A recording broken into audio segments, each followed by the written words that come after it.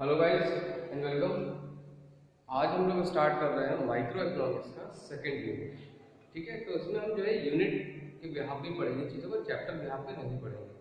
तो पहला यूनिट जो था वो हमारा ऑलरेडी फिनिश हम कर चुके हैं। सेकंड यूनिट आज हम स्टार्ट कर रहे हैं। तो सेकंड यूनिट का नाम है हमारा कंज्यूमर इक्विलिब्रियम एंड डिमांड। ठीक है, इसके अंदर पहला जो चैप्टर आता है, पहला जो टॉपिक है वो क्या है हमारा कंज्यूमर इक्विलिब्रियम। ठीक है, तो हम इस पर्टिकुलर चीज को आगे कंटिन्यू करते हैं। याद रखना कि हमें ये पूरा यूनिट फिनिश करना है, चैप्टर वाइज जनरली नहीं होता है। ठीक है, तो पूरा यूनिट है। तो यूनिट है consumer equilibrium and demand, which is our second unit है, वीडियो नंबर 6। तो स्टार्ट करते हैं। पहली चीज है इसमें, अगर जो मैंने हेडिंग लिखी है दैट इज कार्डिनल कंसेप्ट। अब ये कार्डिनल कंसेप्ट एक्चुअल में होता क्या है, या फिर यहाँ जो डेफिनेशन गिवन है या फिर जो नाम लिखा हुआ है चैप्टर का, ये तो मैंने एक्सप्लेन अभी तक किया है। तो जनरली है क्या, हम बात कर रहे हैं किसी कंज्यूमर की इक्विलिब्रियम। तो पहले तो ये समझते हैं कि कंज्यूमर एक वो इंसान होता है या वो पर्सन होता है जो किसी भी कमोडिटी को कंज्यूम करे। ठीक है, जैसे कि हम और आप है, हम और आप कोई भी चीज को कंज्यूम करेंगे तो हम क्या होगा इसके कंज्यूमर।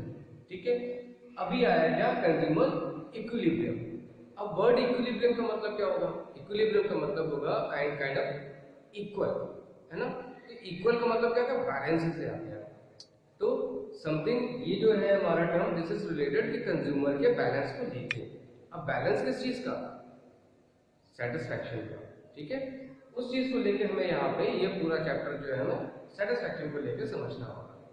तो सबसे पहले क्या आया हमारा, एक आया कार्डिनल कंसेप्ट। कार्डिनल कंसेप्ट जो है वो गिवन था बाय द प्रोफेसर मार्शल।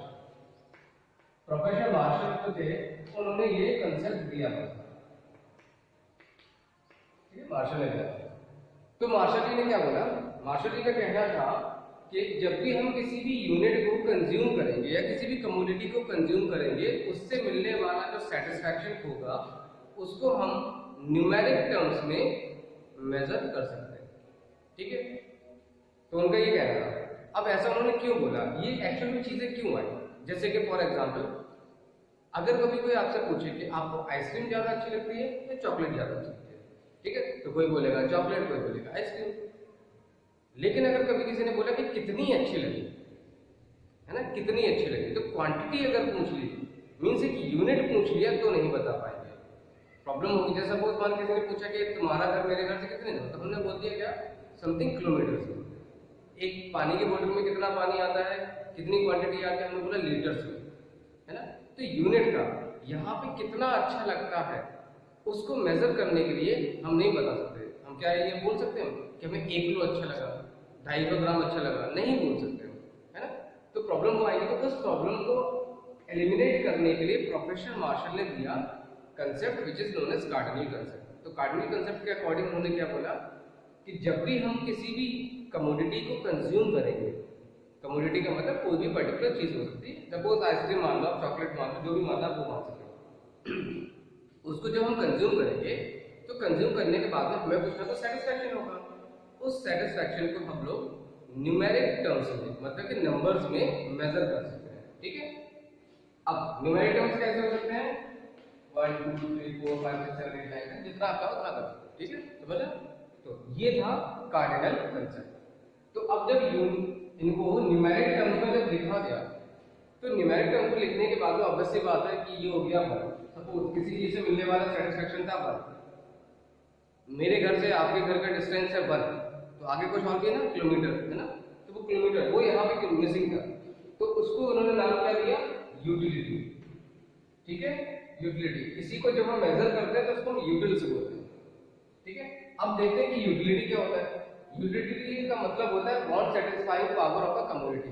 मतलब कि एक कोई भी कमोडिटी जब हम कंज्यूम करते हैं तो हम कंज्यूम क्यों करते हैं, और द सेटिस्फैक्शन। अगर हमें प्यास लगे तभी तो पानी पिएंगे, जैसा तो नहीं कि जबरदस्ती पानी पी लेंगे, भूख नहीं लगे खाना खा लेंगे, नहीं कर सकते ना। तो हम क्या क्या करेंगे, कोई भी पर्टिकुलर कमोडिटी है जो है वो क्या करते हैं, आपको सेटिस्फैक्शन देती है, और जो भी वो सेटिस्फैक्शन दे रही है वो सेटिस्फैक्शन क्या कहलाता है, यूटिलिटी। ठीक है, अब यूटिलिटी जो है वो दो टाइप की जनरली कैलकुलेट की जाती है, ये हमारे सिलेबस में रहते हैं।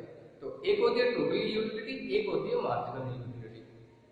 इन दोनों के मैंने फॉर्मूले जो है ना वो मैंने जनरली मेंशन कर दिए, यहाँ पे मैंने इसकी डेफिनेशन मेंशन नहीं की। ठीक है, तो पहले देखते हैं टोटल यूटिलिटी क्या होगा।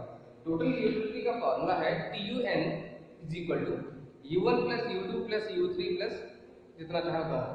तो इसका मतलब क्या है, TUN का मतलब टोटल यूटिलिटी, ठीक है, ये हो गया नंबर हमारे। U1 utility at first point, कि आपने जब यूनिट एक बार कंज्यूम किया, दो बार कंज्यूम किया, तीन बार कंज्यूम किया, चार बार कंज्यूम किया, तो जितने बार हम कंज्यूम करते जाएंगे उसको क्या करते जाएंगे, हम एडिशन करते जाएंगे। तो टोटल यूटिलिटी क्या होती है, सम ऑफ द यूटिलिटीज। ठीक है, सिंपल सी डेफिनेशन। दूसरा है मार्जिनल यूटिलिटी। मार्जिनल यूटिलिटी का फॉर्मूला है mu is equal to TUN minus TUN minus 1। ठीक है, अब ये थोड़ा सा अजीब सा लगता है, थोड़ा सा डिफिकल्ट सा लगता है, इसको देखकर समझिएगा कि ये क्या है। मार्जिनल का मतलब क्या होता है, मार्जिनल का मतलब होता है डिफरेंस। ठीक है, कि हम अगर अभी इस पोजीशन पे थे, अगर हम इस पोजीशन से दूसरी पोजीशन में मूव कर रहे हैं, तो दोनों के बीच का डिफरेंस है, तो वो डिफरेंस कैसे निकालेंगे, एक पोजीशन और से जस्ट पीछे वाली पोजीशन, इन दोनों के बीच का डिफरेंस कैसे निकालेंगे, उनको माइनस करते हैं तो इनका डिफरेंस निकल आ जाएगा। ठीक है, तो इस तरीके से हम इसको कैलकुलेट करते हैं। इसको और अच्छे से समझने के लिए मैंने एक शेड्यूल जो है ना वो जनरली बनाया हुआ है। ठीक है, वो हम लोग देखें तो आपको इसलिए इसको समझने में आसानी होगी। तो यहाँ पे लिखा हुआ मैंने यूटिलिटी, यहाँ पे है कमोडिटी का नाम जैसे आइसक्रीम, ये टोटल यूटिलिटी और ये मार्जिनल यूटिलिटी। ठीक है, ओके। अब यहाँ पे आइसक्रीम गिवन है 1 2 3 4 5 6 और यूटिलिटी गिवन है 20 16 10 4 0 -6। अब इसका मतलब है कि मैंने जब पहली आइसक्रीम खाई, ठीक है, फर्स्ट यूनिट का मतलब है जब मैंने आइसक्रीम को पहली बार कंज्यूम किया तो मुझे कितना सेटिस्फेक्शन मिला, 20 यूटिल्स का। ठीक है, अब मैंने आइसक्रीम खाई दूसरी बार। अब समझना, यहाँ पे ये नहीं कि मैं एक साथ दो आइसक्रीम खा रहा हूँ, नहीं, यहाँ पे मैंने पहली खा ली और पहली खाने के बाद जैसे पहली मेरी खत्म हुई, अब मैं दूसरा यूनिट ले रहा हूँ। ठीक है, ऐसा नहीं कि यहाँ पर दो आइसक्रीम एक साथ है। अब मैंने सेकंड यूनिट लिया, तो सेकंड यूनिट लिया और मैंने आइसक्रीम फिर से खाई, तो क्या होगा, सेटिस्फेक्शन उस पहले वाले के मुकाबले क्या हो जाएगा, कम हो जाएगा, 16। अब ऐसा क्यों होता है, ऐसा इसलिए होता है, आप खुद सोच के देखिए कि अगर आपको सपोज बहुत जबरदस्त तरीके से आपको भूख लगी, ठीक है, आप घर पहुंचे, आपने कहा खाना दे दीजिए, घर में आपने किसी से खाने की डिमांड की, आपने कुछ जाए खाना, तो पहली एक रोटी या दो रोटी खाने के बाद में आपको लगता है कि जितनी आपको भूख थी वो अब क्या हो गई, कम हो गई। क्यों, क्योंकि आपको सेटिस्फेक्शन ऑलरेडी मिल चुका है।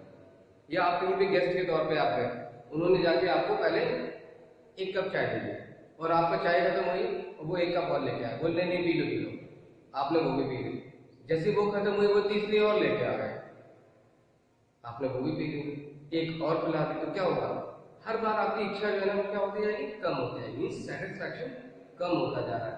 तो एक जनरली ये भी चीज होती है कि अगर हम किसी भी चीज का कंजप्शन रेगुलर बेसिस पे करें, मींस कंटिन्यूअस प्रोसेस में अगर करेंगे, तो उससे मिलने वाला सेटिस्फेक्शन जो है वो क्या होगा, हर बार कम होता जाएगा।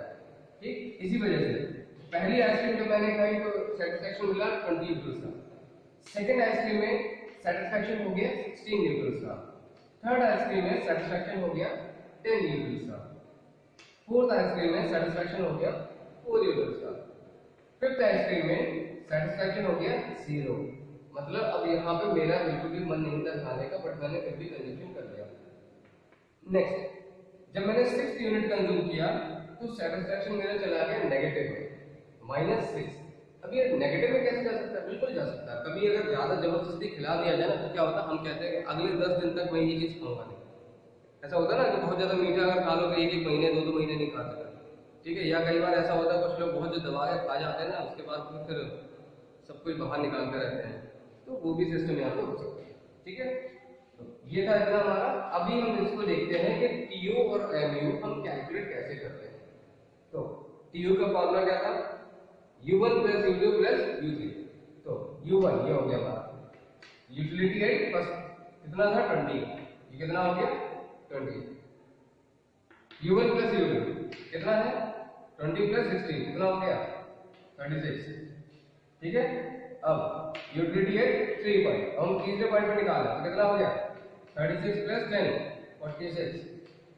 40, 46 प्लस 4 50, यहाँ पे प्लस 0 50, यहाँ पे माइनस 40, ये हो जाएगा 44। ये क्या हो गई हमारे, दिस इज टोटल यूटिलिटी, है ना। अब आते हैं पहले पे। तो फर्स्ट की एमयू हम नहीं निकाल सकते, ठीक है। इसलिए नहीं निकाल सकते क्योंकि इसकी मार्जिनल यूटिलिटी निकालना हमारे लिए पॉसिबल नहीं है। रीजन क्या है, Q N minus N minus 1।